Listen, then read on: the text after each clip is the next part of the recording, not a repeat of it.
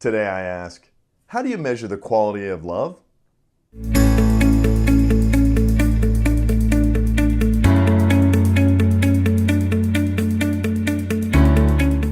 Hey everybody, my name is Scott Vermillion. Thanks for tuning in to another episode of Becoming One. We're talking about marriage and how two people can come together as one in marriage and how that relationship works over the course of a lifetime.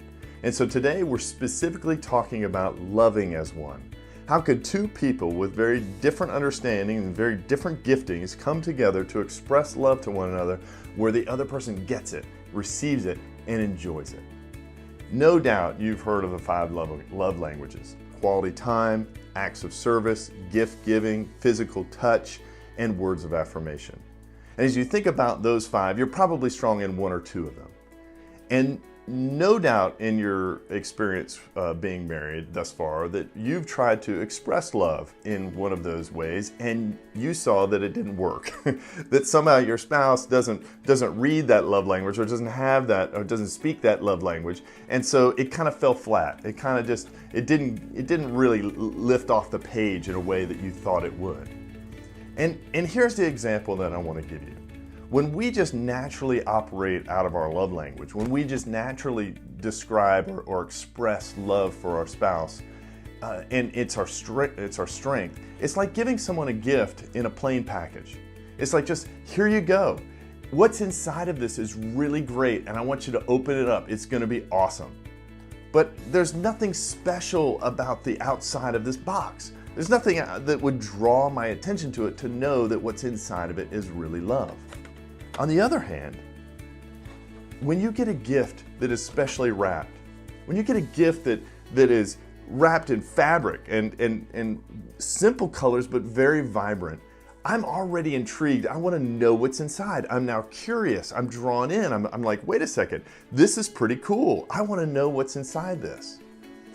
And so this is how we need to learn to express our love for one another, so that when our spouse, who doesn't speak our love language, can be intrigued and notice it and want to open it up and be curious about what's going on.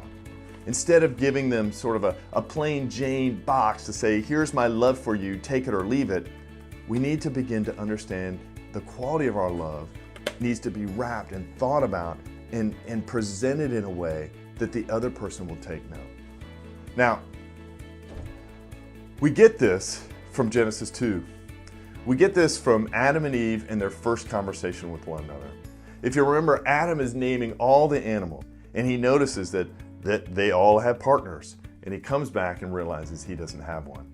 God causes him to fall asleep, and he pulls a rib from his side, and he creates Eve. And when he wakes up, we have the first recorded words from Adam. He didn't say anything when he was born, when God made him out of the dust and they started talking. He said nothing up until this point. But when he sees Eve for the first time, he speaks.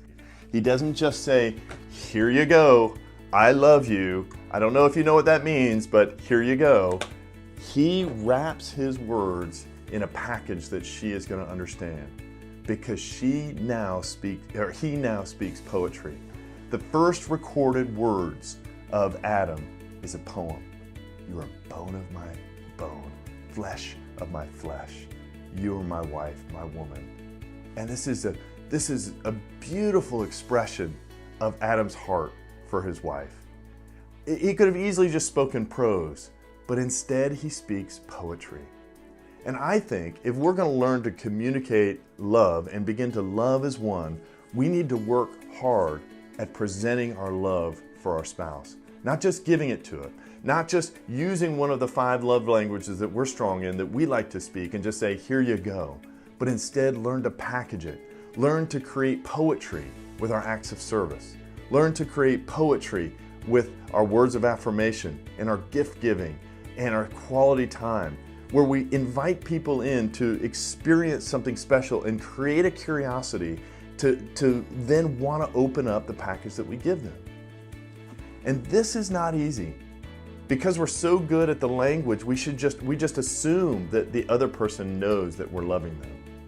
But again, that's just like giving them this box.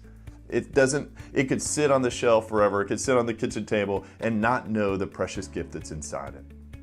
But when we learn to move from prose to poetry in our love for one another, then we're going to create a curiosity, and people are going to be drawn, our spouse is going to be drawn to open up the love that we have for them. No matter what their primary language is, they're going to know we love them. All right, folks, that's my encouragement for you this week, to love as one, to move from prose speaking in your love language to poetry speaking in your love language. So tell me how it goes. Try it this week. See if that doesn't cause some curiosity. See if your spouse begins to get the clues that you were loving them in your particular language. All right, like, comment, and subscribe to my channel. We'd love your comments, so please give us your comments on what you're learning. And if something is remarkable and you've got something to share, please share it, because I want to learn from you. All right, have a great week. Take care.